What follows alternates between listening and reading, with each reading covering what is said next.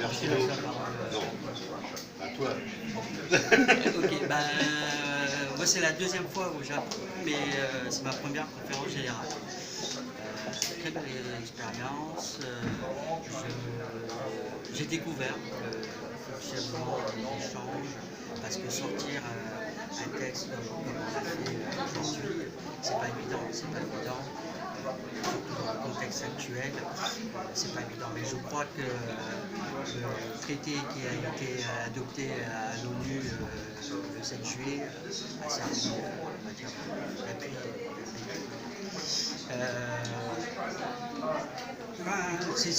C'était intéressant, il y avait beaucoup de témoignages, chaque pays avait quelque chose à dire, ils font de leur façon tel qu'ils peuvent, avec les moyens qu'ils ont, pour promouvoir la culture de la paix. Et je crois que c'est ma première, mais c'est une des très importantes, je crois, la conférence générale, parce que c'est l'année où on a adopté ce fameux traité d'interdiction d'armes nucléaires.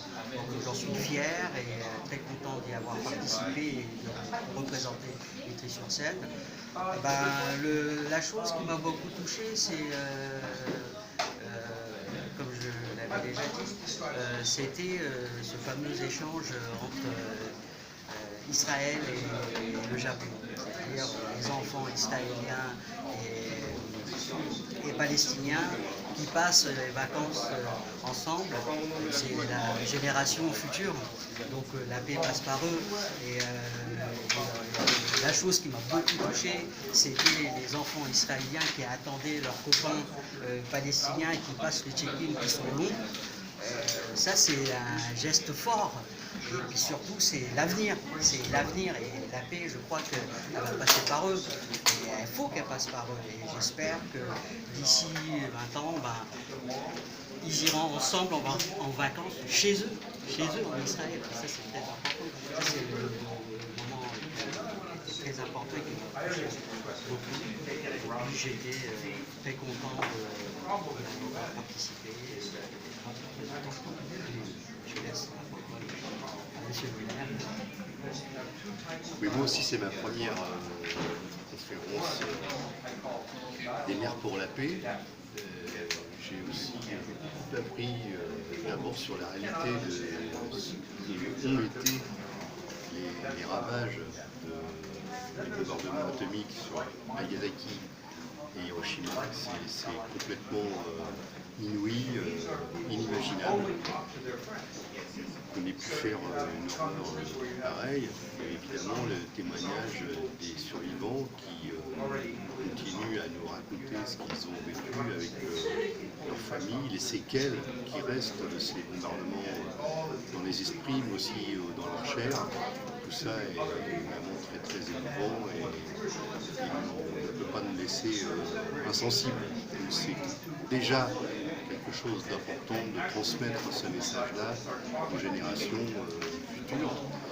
Et puis aussi cette communauté des maires pour la paix qui nous permet de nous rassembler dans une très très grande diversité d'opinions, certainement d'ailleurs, mais nous rassembler sur un sujet majeur qui est celui de la paix, des armements et de l'abolition de l'arme nucléaire sur l'ensemble de la planète.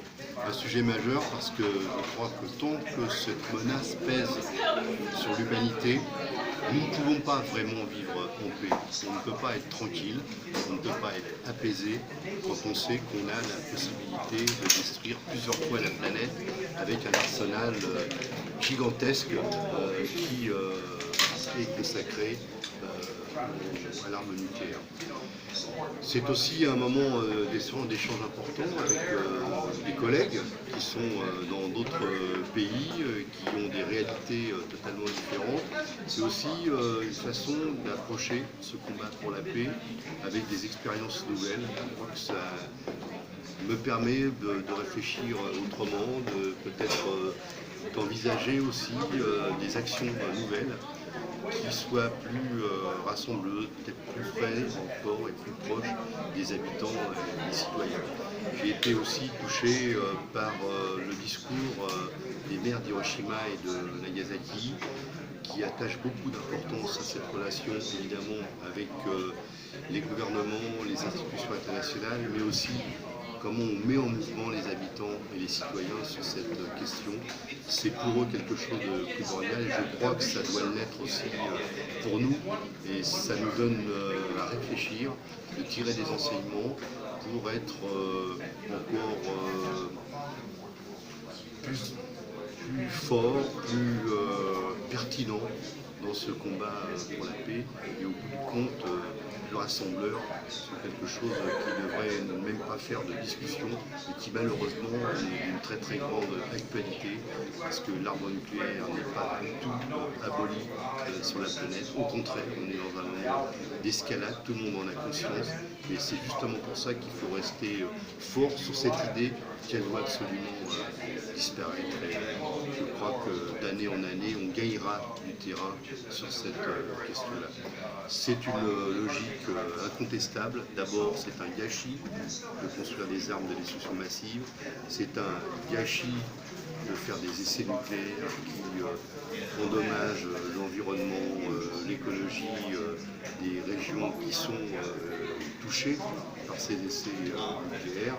Et je crois que c'est le bon sens qui devrait l'emporter, la raison qui devrait l'emporter pour aller dans la bonne direction d'un monde en paix, du quartier à la ville jusqu'à la planète.